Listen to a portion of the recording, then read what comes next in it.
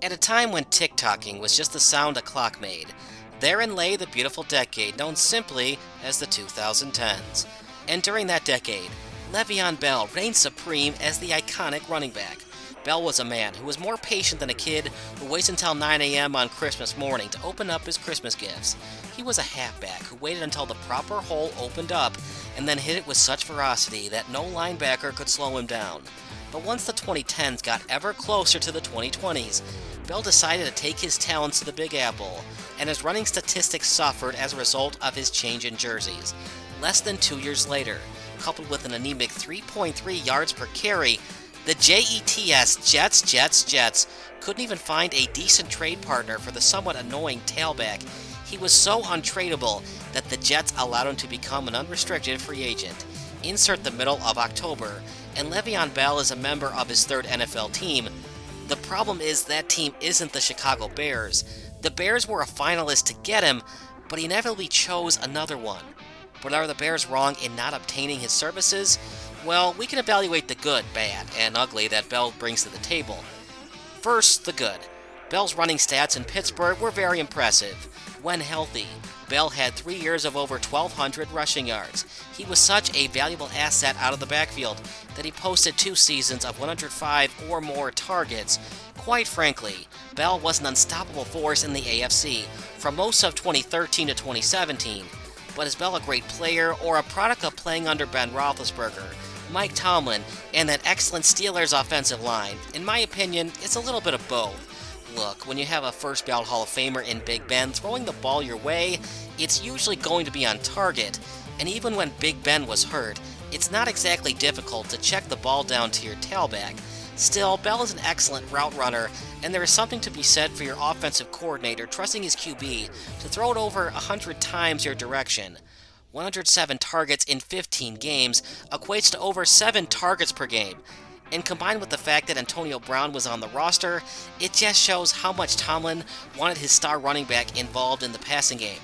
On the other hand, Bell had a lot of help. Marquise Pouncey has been an outstanding center since joining the league in 2010, and even before the arrival of Bell, Pittsburgh was a very decent running team when Willie Parker led the charge. Simply put, Tomlin knows how to run the ball and develop schemes to run it effectively when his usual starting O-linemen are injured. Oh yeah, don't forget about David DeCastro and Alejandro Villanueva being on the O-line during Bell's glory years. See what I'm saying? Even Bell's great is somewhat skewed. Okay, how about the bad? In a manner of speaking, Adam Gase sucks as a head coach. There's a reason why the phrase Gase close is trending on Twitter. Ryan Tannehill has thrived at QB ever since leaving Gase's Miami Dolphins, and the Jets are now on their way to receiving the number 1 overall draft pick for only the second time in franchise history. Wow, that's bad. But still, should everything be blamed on Gase being an idiot who didn't know how to use Bell? In a word, no.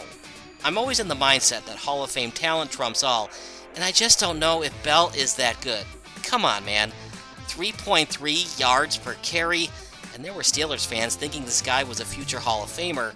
Even with the worst offensive line of all time, I still believe that elite running backs like Tomlinson, Falk, Sanders, etc. could get over close to 4 yards per carry. The absolute train wreck that happened to Bell in New York proves to me that he's kind of a system running back, a very talented back, and probably the most patient in the history of the NFL.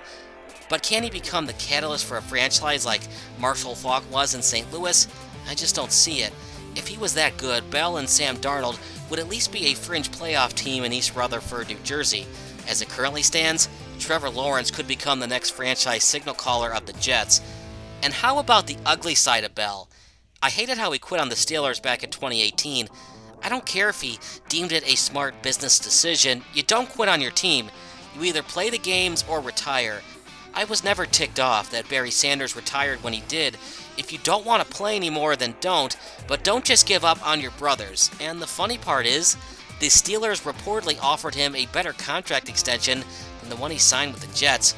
Even funnier is the Steelers now look like a prime contender to make it to the Super Bowl, while Le'Veon's former team is the worst one in the NFL.